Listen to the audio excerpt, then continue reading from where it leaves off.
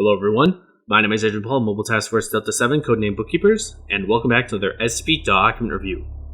The SCP we'll be reviewing today is SCP-6579, Level 2 Restricted. Containment Class, Archon. Disruption Class, Kenneq 3. Risk Class, Critical 5. Special Containment Procedures. All Foundation personnel which have been killed by SCP-6579 are to be incinerated via weaponized drone units operated by ShyGuy.aic. Containment Procedures Addendum. Access to Dr. Cambridge's office is completely restricted. Investigation into SCP-6579 is being entirely carried out by ShyGuy.aic. Description: SCP-6579 is an entity or object presumably occupying the office of the late Dr. Cambridge, a Foundation researcher specializing in anti-memes, located in Site-41. SCP-6579 is most likely some sort of virulent infohazard that is capable of spreading its properties through human beings it has already affected. SCP-6579 is the most likely cause of death for Dr. Cambridge. Any human being who views Dr. Cambridge, or spends a significant amount of time observing his office, is terminated by SCP-6579. Additionally, any human who views another human killed by SCP-6579 is likewise terminated. As such, research into SCP-6579's properties is highly inconclusive, as any attempts to observe the effects of SCP-6579 result in its activation. All that is known is which Foundation personnel have been killed by SCP-6579, as determined by ShyGuy.aic. Their interactions with SCP-6579 and their causes of death are unknown. Incident Log. The following is a log of all incidents involving SCP-6579, which have been relayed in such a manner that reading such logs is unlikely to result in death. Incident Log 6579.1-1. Dr. Garner, a close associate of Cambridge, enters the hallway leading up to the latter's office. He opens the door and shortly after entering the office is immediately killed by SCP-6579. Incident-2. Doctors Simmons and Fitzgerald enter the hallway. Both of them notice that the door has been left ajar, walk towards it, and are immediately terminated by SCP-6579 upon entering the room. Incident-3. Dr. Leroy enters the hallway and notices the legs of Dr. Fitzgerald sticking out of Cambridge's office. He immediately pulls the lever on the wall to activate the alarm, locking down the site, and activating ShyGuy.aic's adaptive containment or algorithm. Leroy slowly walks towards the office, and upon being able to view Fitzgerald's head, is terminated by SCP-6579. Incident-4. Unit 2 of MTF-MU-15, September, enters the hallway.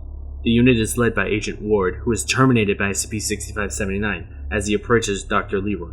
All the members of the unit are progressively killed by SCP-6579. Following Incident-4, ShyGuy.aic completed its automatic threat supervision and containment contingencies and restricted access to the hallway leading towards Dr. Cambridge's office. Shortly thereafter, ShyGuy.aic completed its containment protocol generation algorithm and constructed the SCP-6579 documentation. All of the personnel terminated by SCP-6579 were incinerated by weaponized drones, and agents were permitted access to Dr. Cambridge's office. Incident 6579.2-1. Unit 3 of MTF-MU-15 entered Cambridge's office. After several minutes of investigation, all members of the unit were terminated by SCP-6579. Following the incident, access to Dr. Cambridge's office was again restricted, and ShyGuy.aic reconsidered and revised the existing containment procedures for SCP-6579. Addendum 6579.1. An investigation of Dr. Cambridge's office was carried out by drones operated by ShyGuy.aic. After several minutes, it was discovered that Dr. Cambridge's computer had been recording audio sent shortly prior to his death.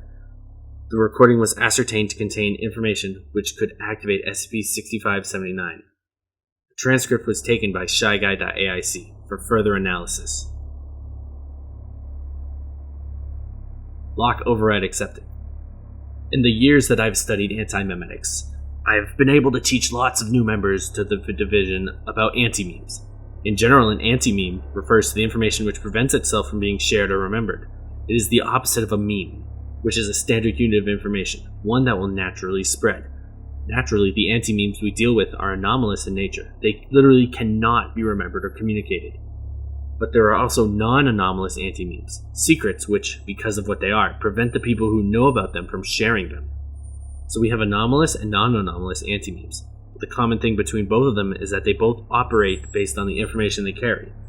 Considering the very basic definition of an anti-meme, could that mean that there are other ways an anti-meme could operate, like physically preventing people from remembering or sharing information?